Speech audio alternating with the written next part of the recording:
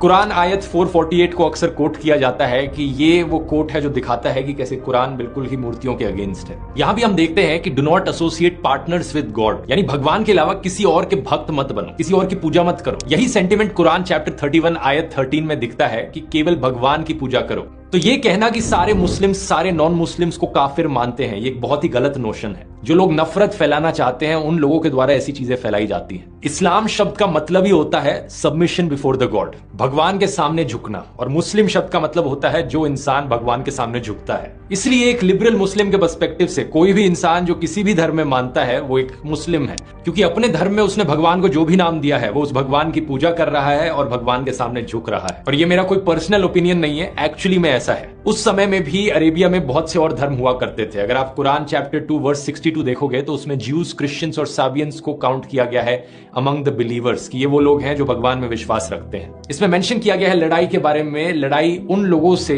जो सिर्फ एक मूर्ति को भगवान मानते हैं। करीब 600 एडी के अराउंड एक ट्राइब होती थी कुराइश ट्राइब नाम से। ये आज के दिन के सऊदी अरेबिया के रीजन में रहती थी। इनका मानना था कि इनका सेंट्रल भगवान हुबल है, जो एक्चुअली में एक मूर्ति है जो पत्थर से बनी है और जिसका राइट हैंड टूटा हुआ था। कुराइश ट्राइब ने इसके राइट हैंड को एक गोल्डन हैंड से रिप्लेस कर दिया था, सोने के बने हाथ से।